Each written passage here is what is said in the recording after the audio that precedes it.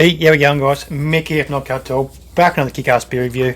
Today I'm going to review the latest release from Stone and Wood Counterculture.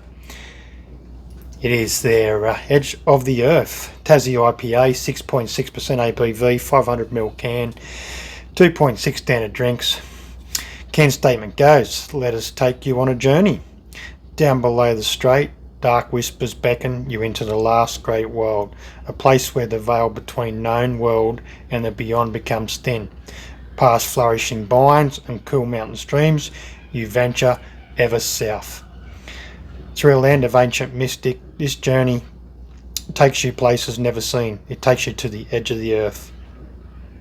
Pouring bright golden with a thick white head, intense aromas of citrus, tropical stone fruits encircle you. Years of Stanley grown Australian malt to give a subtly sweet, malty backbone, all bolstered by a firm, crisp, bitter finish. Using Galaxy, Eclipse and Enigma, also Vic's Secret hops. This beer also contains, from what I hear, the Regent grain from Voyager. We'll crack this one open and my thoughts.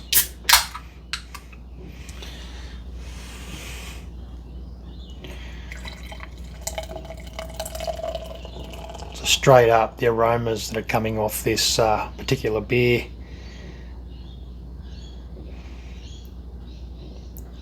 Very tropical, very stone fruit.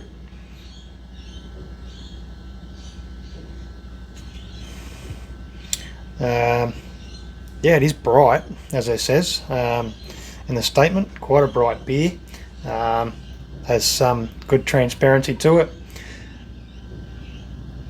Definitely got a great aroma. From what I'm hearing also, this beer has a little less crystal used in the recipe, just to try and bring the sort of brighter West Coast influences across with this particular beer and allow those hops to shine through.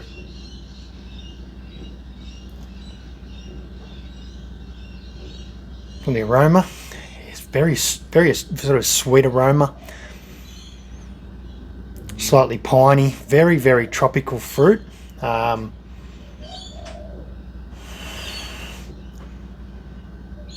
definite stone fruit there on the nose. I'll just top that one up a bit.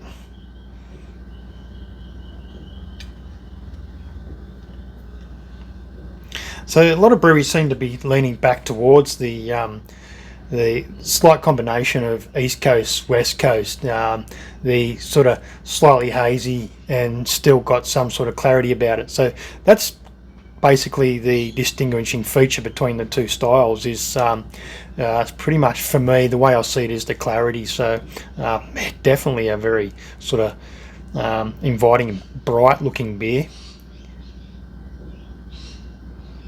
So that nose, it's so fresh. It's just leaps out. There's so much going on there in the way of the bright tones of the hops. Tropical, stone fruit,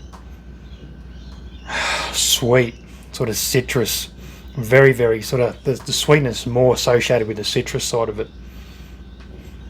Taste.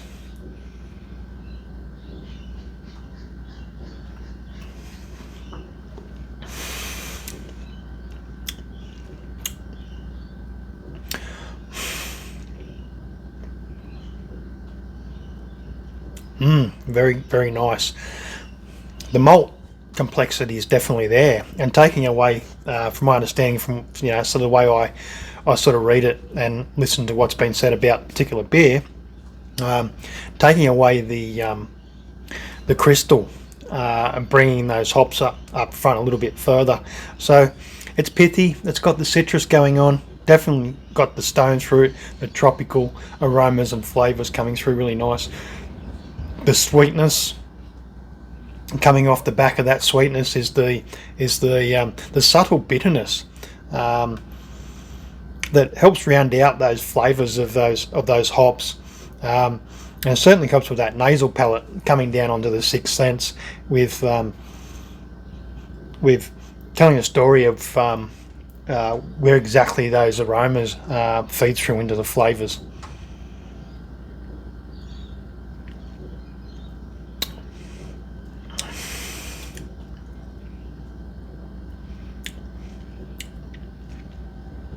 As mentioned, they're definitely starting to bring those old school sort of East Coast, West Coast influences back into their IPAs. Like I said, a lot of breweries are doing that. Seems to be so many IPAs currently available, be it imported internationally. When they get here, they're still quite fresh. They still taste quite good, so they're getting them here in good fashion, and particularly those ones brewed here in Australia. Big credit goes out to the head brewer on this one, Mick Barnes. My understanding is the batch, the test batch was done at their pilot facility, and then brung to the main brewery there, where they do a lot of their counterculture type stuff, a lot of their specialty type beers, and finished off there. So they couldn't quite read into how far they got into test batching, but from my understanding is it was a pretty short term test batch sort of run to get where they have with this beer. So yeah, big credits to Mick Barnes, head brewer there. The Galaxy, the Eclipse, Enigma, picking up a good tone, a good amount of Enigma there. Definitely Galaxy, little edge on the Eclipse, and certainly Vic's Secret. Definitely picking up all the tones and the descriptors that come from those particular hops.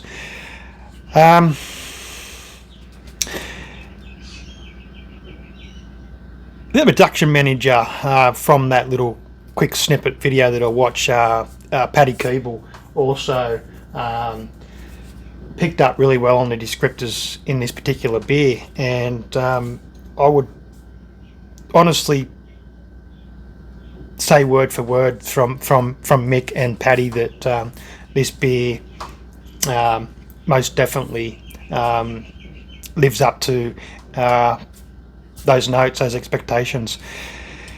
Can't go wrong. I'm loving everything that I seem to receive in the way of the counterculture series. Really does come across really well for me. Nothing that I haven't liked yet. So this one is so fresh, it's vibrant, it's so well balanced, and what I'm getting from this is more of something I expect from more of a cloying, more hazy type beer. The elements they've packed into this beer are top notch. That's all I can say. Very, very nice. Well done to the guys at Counterculture Stone and Wood, particularly the head brewer there, Mick Barnes. Cheers.